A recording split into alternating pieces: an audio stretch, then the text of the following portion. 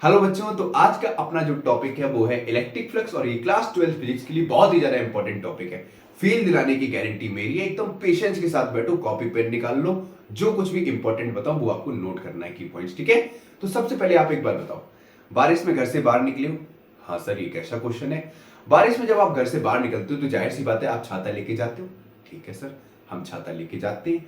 अब जब बारिश होती है तो छाते का क्या काम है? छाते का काम क्या है? ताकि हम भीगे ना। ठीक है, तो सिंपल से समझो, जब हम छाता लगाते हैं तो जो बारिश का पानी है वो छाते के ऊपर गिरता है, आपके ऊपर तो नहीं गिरता। मतलब छाता क्या है? एक तरह से एक सरफेस है और उस सरफेस पे क्या गिर रहा है? बारिश की बूंदें। बस यही कॉन्सेप्ट है। तो इलेक्ट्रिक फ्लक्स होता क्या है? देखो, जाहिर सी बात है बच्चों, इलेक्ट्रिक फील्ड लाइंस के बारे में आप जानते ही होंगे। हाँ सर, जानते हैं। जब इलेक्ट्रिक फील्ड लाइंस किसी भी सरफेस से पास होती है, किसी भी सरफेस से पास होती उसी को बोलते हैं इलेक्ट्रिक फ्लक्स। सपोज करो जैसे बच्चों ये कोई एक सरफेस है। ठीक है, सरफेस कैसा भी हो सकता है। इस सरफेस से कितनी इलेक्ट्रिक फील्ड लाइंस क्रॉस हो रही है? ठीक है, कितनी इलेक्ट्रिक फील्ड लाइंस क्रॉस हो रही है वो बताएगा क्या? Electric flux. मतलब जितनी ज्यादा इलेक्ट्रिक फील्ड लाइंस होंगी और किसी सरफेस से उतनी ही ज्यादा इलेक्ट्रिक फील्ड लाइंस पास होंगी, उसको बोलते हैं इलेक्ट्रिक फ्लक्स। मतलब कोई सरफेस के, अब कहोगे सर कुछ फील्ड लाइंस यहां से निकल गई, क्या हम इसको बोलेंगे इलेक्ट्रिक फ्लक्स? नहीं, किसी सरफेस के थ्रू कितनी इलेक्ट्रिक फील्ड लाइंस क्रॉस कर रही हैं, that is called electric flux. समझ में आ गया? क्लियर हो गया? ऐसा नहीं है कि सीट यहां पर है और इलेक्ट्रिक फील्ड लाइंस दूर से ऐसे घूम के निकल रही है, उसको हम नहीं बोलेंगे इलेक्ट्रिक फ्लक्स। समझ में आ गया? इलेक्ट्रिक फ्लक्स का मतलब है किसी भी सरफेस से कितनी फील्ड लाइंस क्रॉस होते हुए जा रही है, that is called electric flux. दूसरे एग्जांपल से समझ लो, जैसे मान लो ये एक जो बोर्ड आपको दिख रहा है, व्हाइट बोर्ड दिख रहा है। अब मैं क्या करूं, बड़ी सी लाइट रे लेके आऊं। ठीक है, लाइट रे, और मैंने लाइट को ऑन कर दिया तो जाहिर सी बात है जितनी भी लाइट आएगी इस व्हाइट बोर्ड पे टकराएगी। तो जितनी लाइट जो है इस बोर्ड से टकराते हुए निकल लेगी, उसी को बोलेंगे इलेक्ट्रिक फ्लक्स।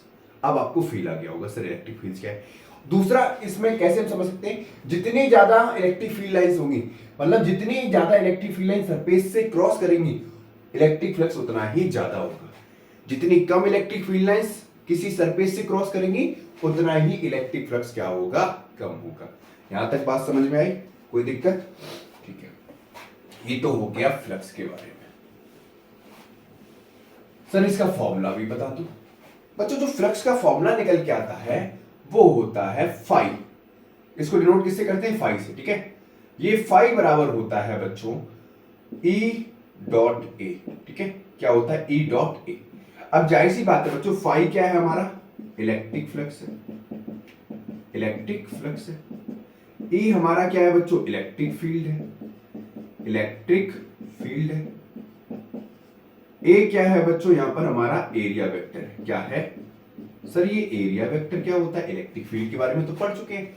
बस ऐसे सपोज कर लो बच्चों, ये कोई एक सरफेस है, इस सरफेस से, ठीक है, जो परपेंडिकुलर लाइन पास होती है, ठीक है, या सिंपल सा कह दो, अब मैंने यहां पर एरिया वेक्टर बताया, तो वेक्टर के पास बच्चों आपको पता है क्या होता है? मैग्नीट्यूड भी होता है और डायरेक्शन भी होती है। ठीक है, मैग्नीट्यूड और डायरेक्शन दोनों होती हैं। सर वेक्टर का मतलब क्या है? एरिया वेक्टर का मतलब क्या है? किसी भी सरफेस की जब हम डायरेक्शन की बात करते हैं, ठीक है, सरफेस की डायरेक्शन की जहां बात होगी वहां हम बोल देंगे उसको एरिया वेक्टर। क्या बोल देंगे? Area vector. तो ये सरफेस के साथ कैसा होता है? 90 डिग्री में होता है। मतलब area vector is perpendicular to the surface. Simple सा नोट डाल के लिख लेना कि एरिया वेक्टर, ठीक है, जिसको हम एन कैप से भी डिनोट करते हैं, is always perpendicular to the surface, to the surface. ठीक है, अब इसी फॉर्मूले से जो हमने फाई बराबर लिखा है E डॉट ए, ठीक है, E क्या है? इलेक्ट्रिक फील्ड, ए क्या है? Area vector. अब मान लो जब हमें बहुत छोटे से रीजन की बात करनी हो, छोटे से एरिया की बात करनी हो, तो हम वहां पर यूज करते हैं फाई बराबर E डॉट डी ए। ठीक है, क्या यूज करते हैं? E dot D A. अब जाहिर सी बात है डॉट प्रोडक्ट की बात करेंगे तो यहां पर हम इसको सॉल्व कर सकते हैं, ऐसे भी लिख सकते हैं ई ए कॉस थीटा। ठीक है, ई ए कॉस थीटा। यहां पर क्या लिख सकते हैं? E D S cos theta या E D A cos theta. ds नहीं, E D A cos theta, ठीक है। DA is the small area, ठीक है। जब छोटे छोटे एरिया को हम ऐड कर देंगे तो कंप्लीट एरिया हमको मिल जाता है, जिसको हम बोलते हैं इंटीग्रेशन। मतलब इस डीए का हम इंटीग्रेशन कर देंगे तो हमको क्या मिलेगा, कंप्लीट एरिया मिल जाएगा थ्रू द सरफेस। यहां तक बात समझ में आई? इसको रब करें, नोट करना चाहो तो नोट कर लो।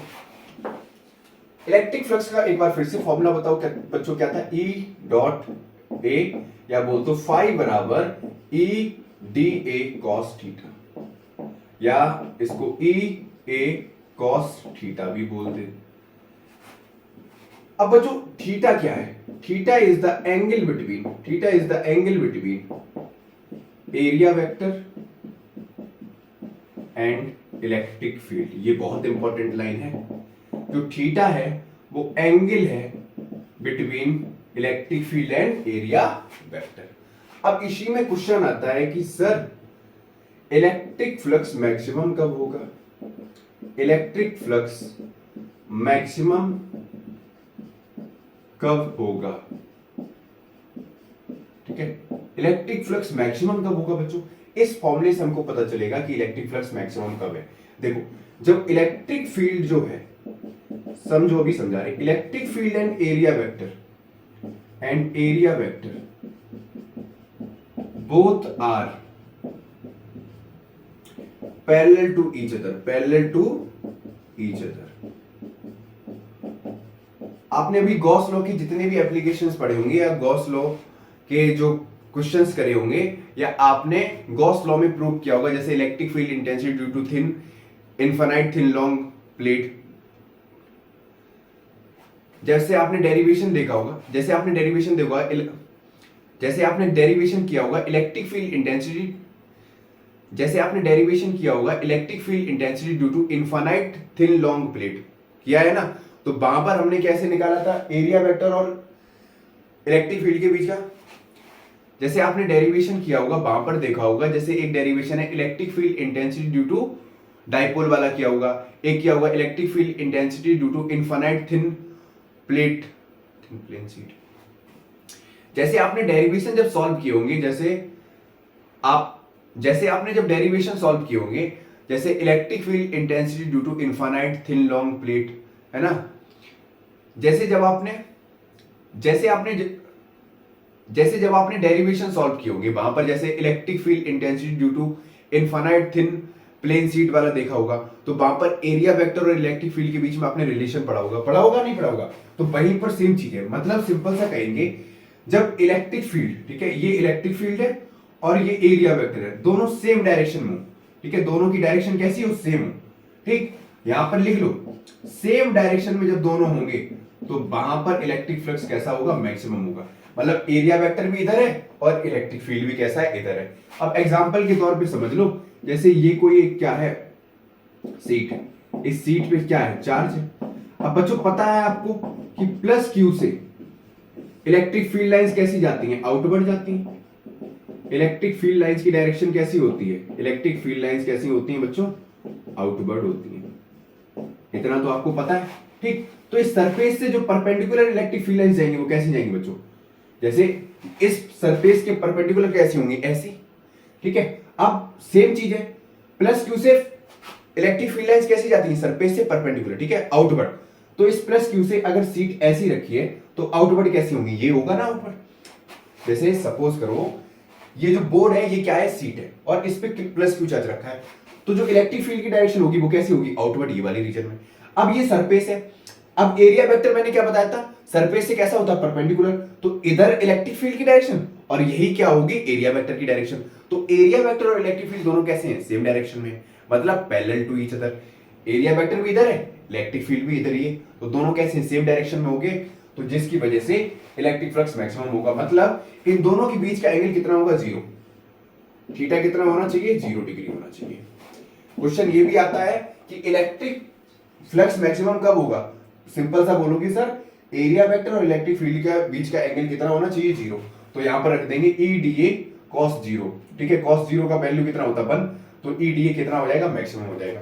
अब 0 के लिए क्या करना पड़ेगा, इलेक्ट्रिक फ्लक्स 0 कब होगा, इलेक्ट्रिक फ्लक्स 0 कब होगा और मिनिमम कब होगा, ठीक है। तो 0 कब होगा, जब सिंपल सा लिखो, ये तो पहला वाला पॉइंट हो गया, सेकंड पॉइंट इधर लिखो।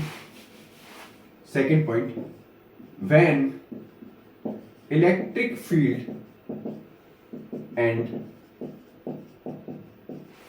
एरिया वेक्टर both are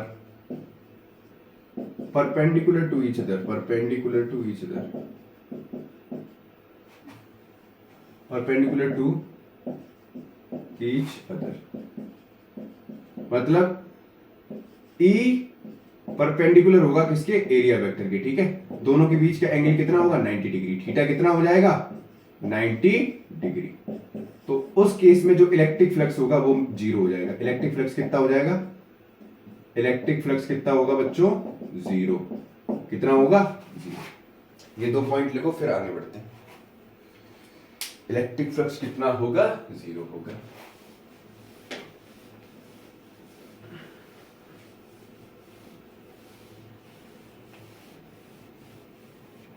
अब बच्चों मिनिमम कब होगा, मिनिमम सिंपल सा है, थर्ड पॉइंट लिखो, व्हेन इलेक्ट्रिक फील्ड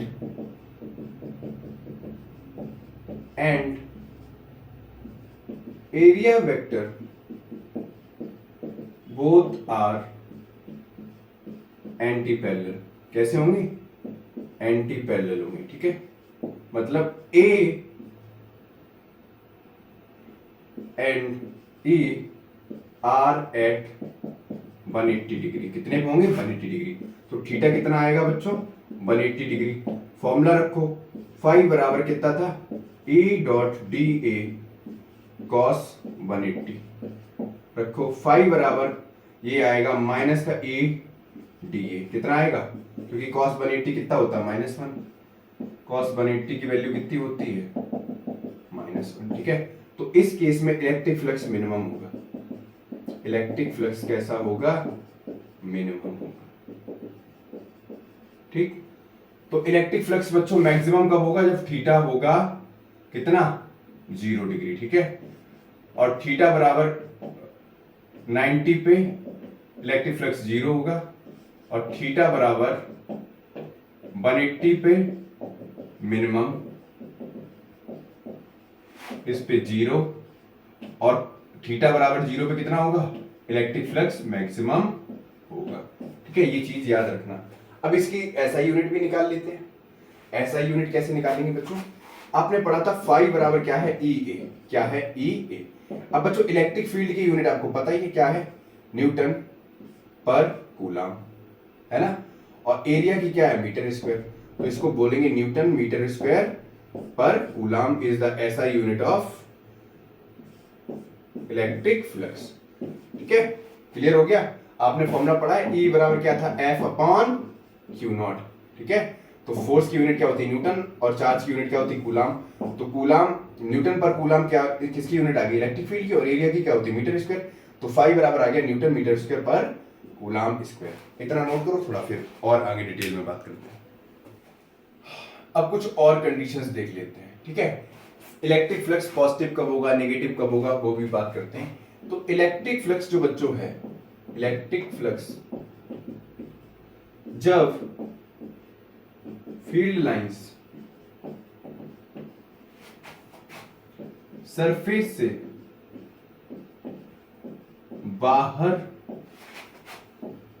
निकल रही हूं, तो इलेक्ट्रिक फ्लक्स कैसा होगा, पॉजिटिव होगा। कैसा होगा, पॉजिटिव होगा। सेकंड, अगर फील्ड लाइंस जो है, फील्ड लाइंस कैसी हैं, अंदर की तरफ हैं, अंदर की तरफ हैं, मतलब इनकी डायरेक्शन कैसी है, अंदर की तरफ, तो फ्लक्स कैसा होगा, जनरली नेगेटिव होगा। कैसा होगा, नेगेटिव होगा।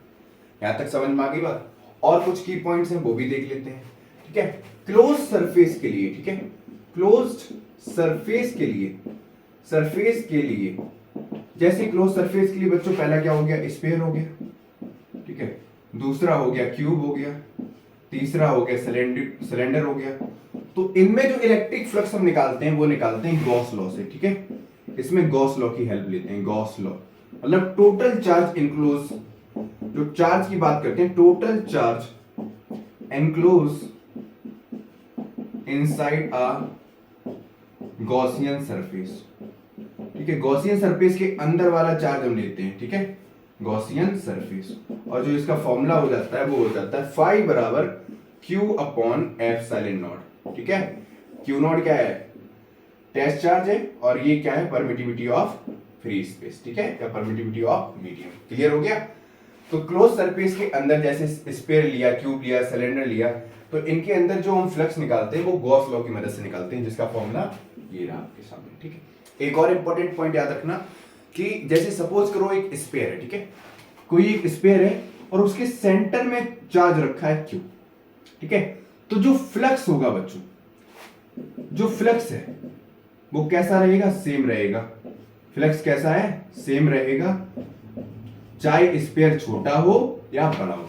मतलब कोई भी क्लोज स्फीयर में अगर कोई स्फीयर हम कंसीडर कर रहे हैं, ठीक है, तो उसके अंदर अगर हमने क्यू चार्ज रखा है तो उस पूरे स्फीयर में जो फ्लक्स होगा, जो फ्लक्स है वो कैसा रहेगा, सेम रहेगा, चाहे स्फीयर छोटा हो या बड़ा हो। तो ये वीडियो कैसी लगी कमेंट बॉक्स में जरूर बताइएगा। आपके लिए इंपॉर्टेंट है क्लास 12th के लिए, वो मैंने यहां पर अच्छे से आपको एक्सप्लेन कर दिया है। ठीक है।